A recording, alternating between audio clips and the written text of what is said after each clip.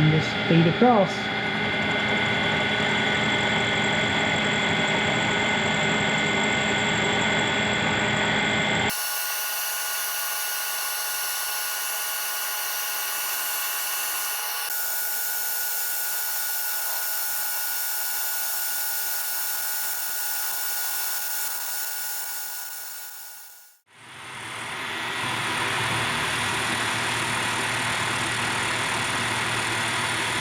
And so I had to switch out end mills. Didn't take long for that high-speed steel end mill to start making funny noises. And I like to pull them out and you know, before I totally destroy them, that way I can regrind them easy. So I just got a 2-flute carbide end mill. I'll show you when I'm done with the slot. Pretty neat looking cutter. But it's not a center cutting end mill, so I just have to feed down just a little and traverse across, or you can feed as you traverse.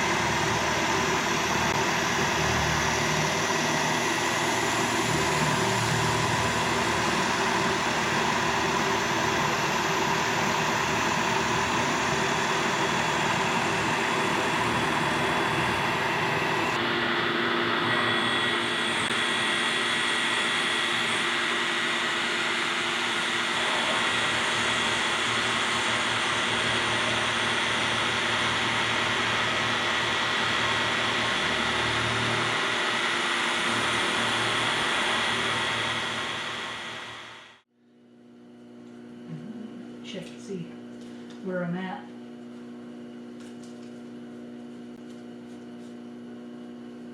As far as this depth.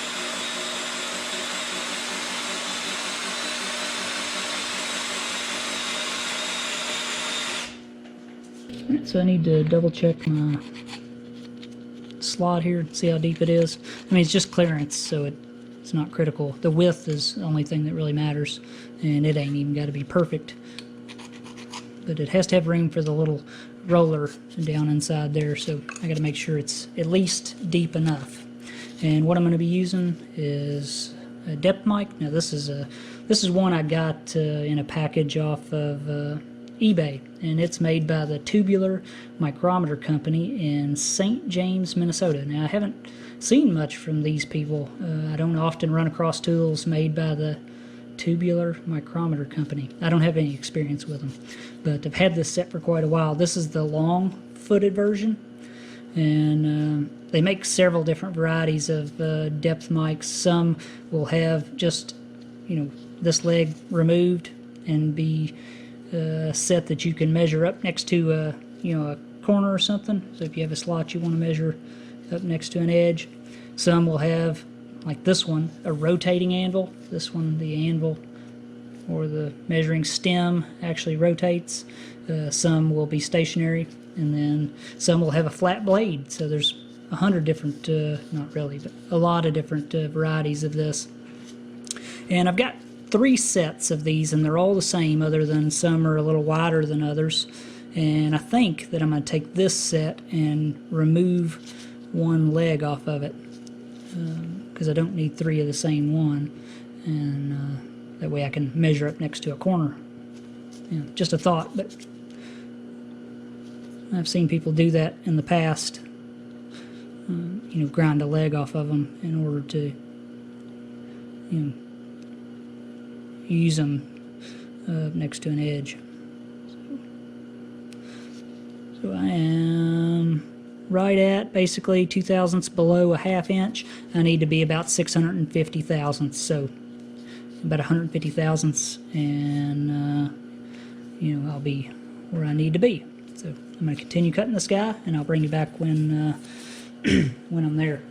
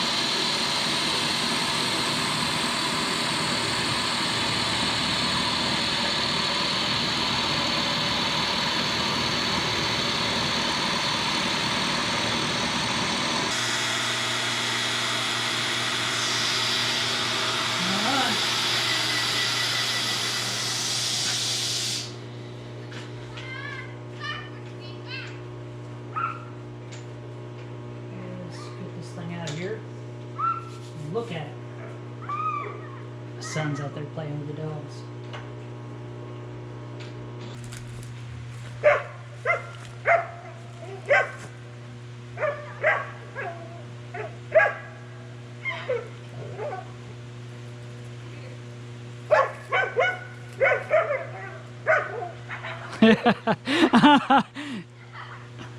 You better watch out.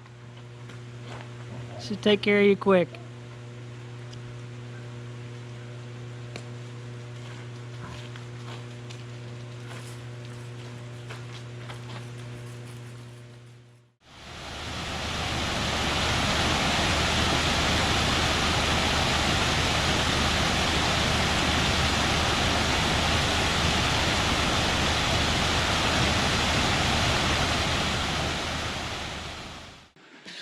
So there's the slot. Turned out pretty good, I think. And cut a new dowel for a little roller. And I ran probably should have run a little larger reamer through it, but I run a 5/16 reamer through here, so it's still a fairly good friction fit. But on the one side, on the other side, it's quite a bit tighter, so just gonna, well, going a little too far, drive it back out a little bit. Put our roller in.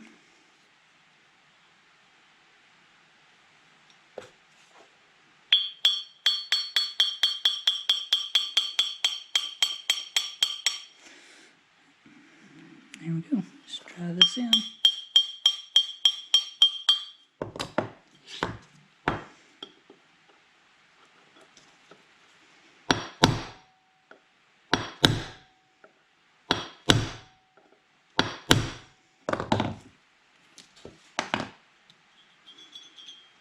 There we go. Now let's get a quick look at it on the gearbox.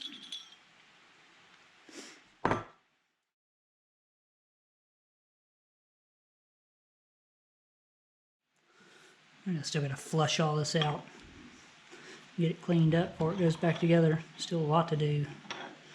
It fits in there good. Now here's the detent.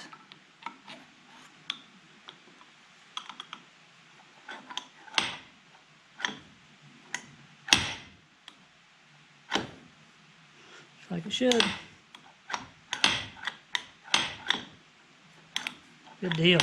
Now we have to, well, let's see. I need to move forward on that other little project too. I need to braze up the teeth on that gear before we go any farther on this. I've had it for 2 weeks and I need to get that thing moving. So let's go see if we can braze up the teeth on that gear. It's nice.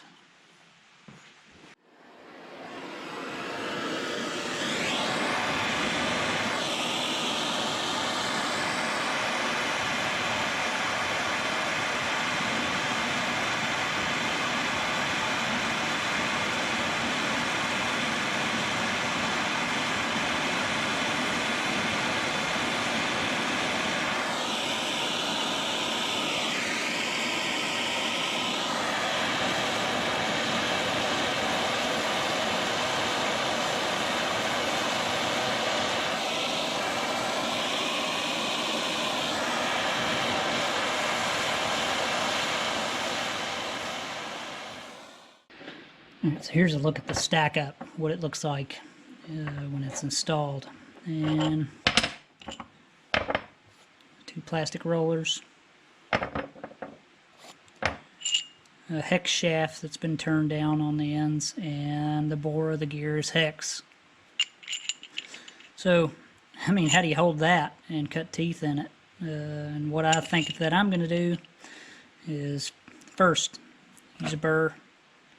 You know, clean up all my areas here because I don't want any shiny, any shiny material. I want it to be rough. So the brazing rods that I just brazed together, I need to buy some. I should have plenty for this job. Will stick to this well. And what I think I'm gonna do is just lightly braze this to the shaft. That way I can hold this in the chuck on the rotary table on the shaper and come in and cut the teeth that way. That's what I think I'm going to do anyway. But one way or another, this thing's got to have some teeth on it or it's no good. So I'm going to clean this thing up with a burr and then we'll braze her up.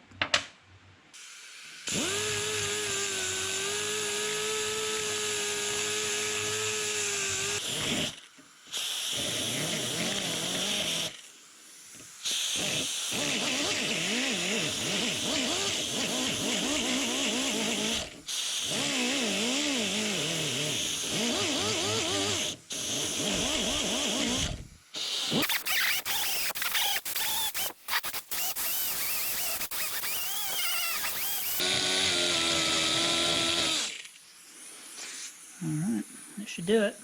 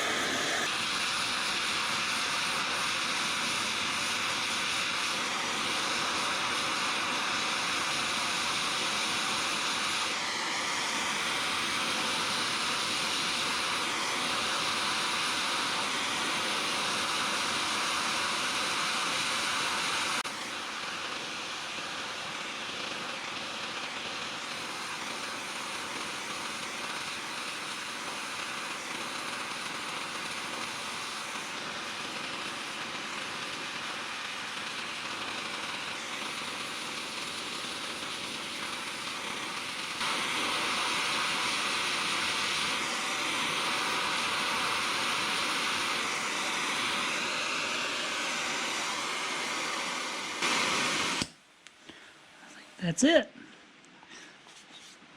Build it up bigger than what you think you'll need, because it's usually never enough.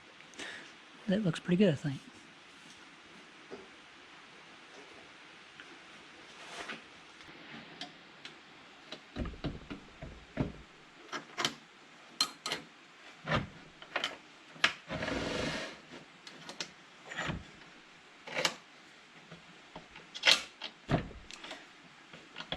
Got this little Wilton vise. It's a 3 or 4 inch, whatever. Got it out of a dumpster. I know it's hard to believe, but I seen this end sticking up out of the debris and bags and stuff, and I immediately knew what it was. And I dived in that dumpster faster than a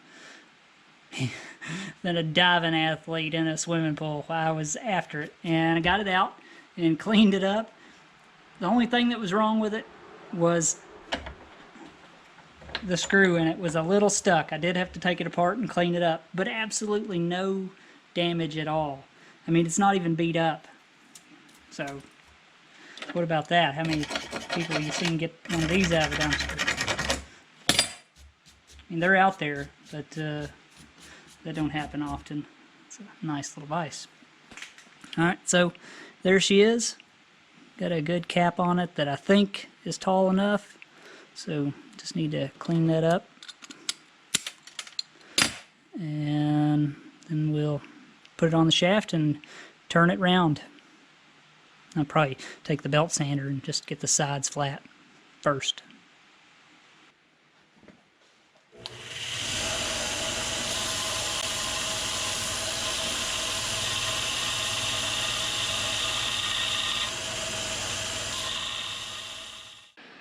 Alright, so there it is. Not too bad.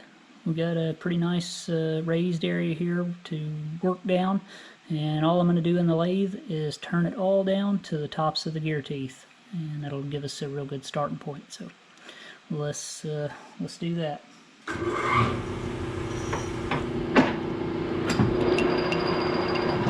Speed it up a bit. There we go.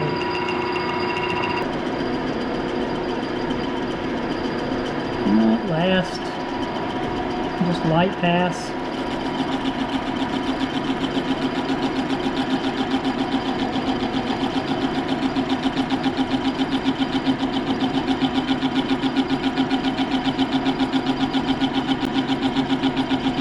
Just barely touching the tops of those original gear teeth.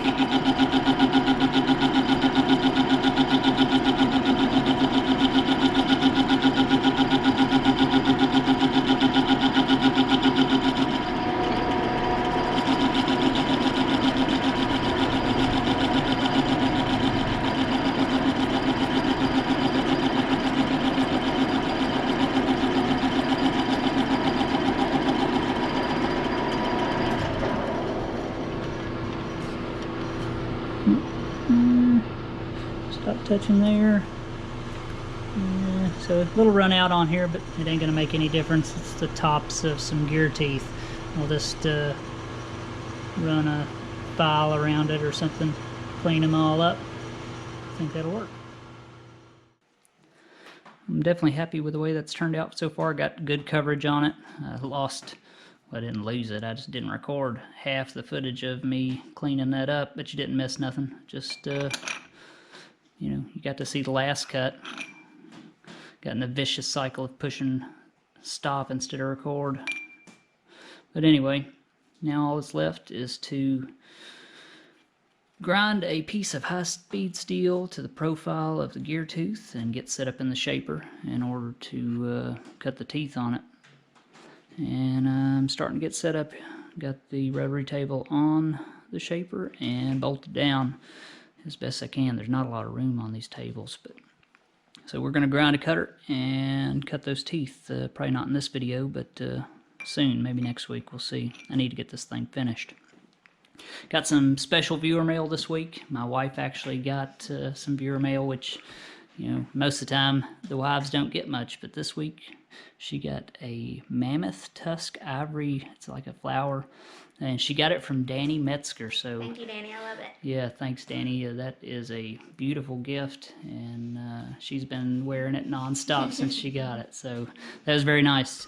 Danny's been really good. He's gotten a lot of the YouTube guys' wives' stuff, which, you know, normally they don't get a lot, but you know, he's been to a lot of the summer bashes and stuff, so Danny's a pretty well-known guy. So thanks, Danny. I really appreciate that.